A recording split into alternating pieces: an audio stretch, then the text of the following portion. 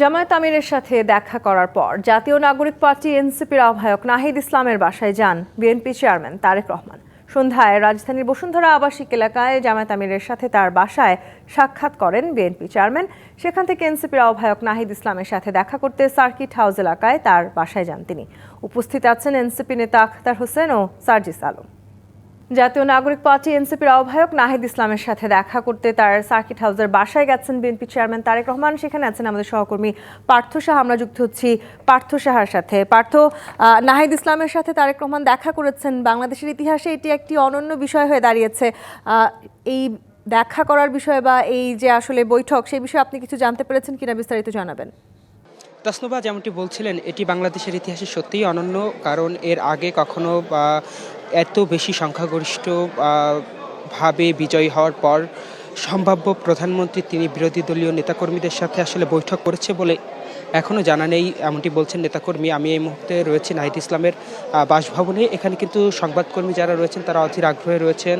তারেক রহমান তিনি হয়তো যে বৈঠক চলছে উপরে, সেই বৈঠক শেষে তিনি আসবেন এবং গণমাধ্যম কর্মীদের সঙ্গে কথা বলবেন। তবে সংশ্লিষ্ট সূত্রে কিন্তু আমরা জানতে পেরেছি মূলত সামনের যে বাংলাদেশ, সেই বাংলাদেশ বিনির্মাণে রাজনৈতিক ঐক্য এবং বাংলার ইতিহাসের যে একটি সম্প্রীতির বন্ধন, সেই সম্প্রীতির বন্ধন যেন অটুট থাকে। সকলে যেন রাজনীতির যে একটি অধ্যায়, সেটি যেন একটি নতুন অধ্যায় শুরু করতে পারে। আপনি জানেন, আপনার মাধ্যমে যদি আমি আরেকটি বার আমাদের দর্শকদেরকে জানিয়ে রাখতে চাই, ত্রয়োদশ যে জাতীয় সংসদ নির্বাচনটি অনুষ্ঠিত হয়েছে, সেখানে কিন্তু বিএনপি ব্যাপক ভোটে তারা কিন্তু সংখ্যাগরিষ্ঠ আসন পেয়েছেন। তার পরবর্তীতে ধারণা করা হচ্ছে তারেক রহমান প্রধানমন্ত্রী হবেন এবং তিনি শপথ গ্রহণের আগে কিছু সময় আগে জামাতের আমিরের সঙ্গে দেখা করেছেন বসুন্ধরাতে গিয়ে।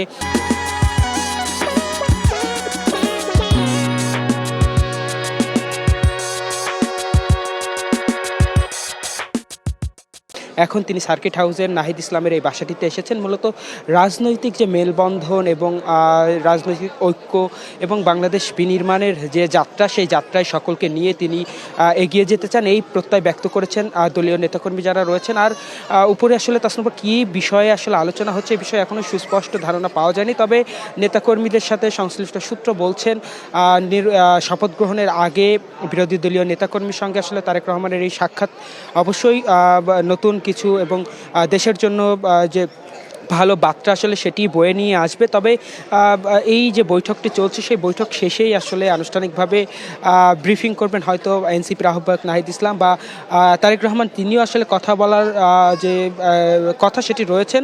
তার সংশ্লিষ্ট সূত্র বলছেন তিনি বৈঠক শেষে এই জায়গাটি দিয়ে যখন অতিক্রম করবেন, তখন আসলে তিনি আমাদের সঙ্গে কথা বলবেন এবং কী বিষয়ে আলোচনা হয়েছে সেই বিষয়টি আসলে সংবাদকর্মীদের সামনে তুলে ধরবেন। আরেকটি বিষয় যদি জানিয়ে রাখতে চাই, সার্কিট হাউসের এই রোডে নাহিদ ইসলামের সঙ্গে তারেক রহমানের দেখা করাকে কেন্দ্র করে আইনশৃঙ্খলা বাহিনীর কিন্তু সতর্ক অবস্থান আমরা লক্ষ্য করতে পারছি।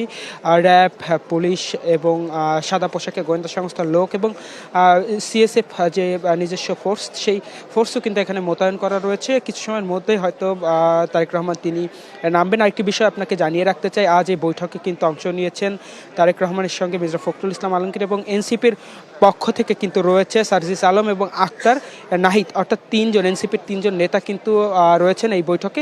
আসলে বৈঠক শেষেই আনুষ্ঠানিকভাবে জানানো যাবে কি বৈঠক, কি বিষয়ে আসলে বৈঠক হয়েছে। তাসনুবা, এই ছিল আমার কাছে নাহিদ ইসলামের বাসা থেকে বর্তমানে সর্বশেষ। পার্থ, আপনাকে ধন্যবাদ।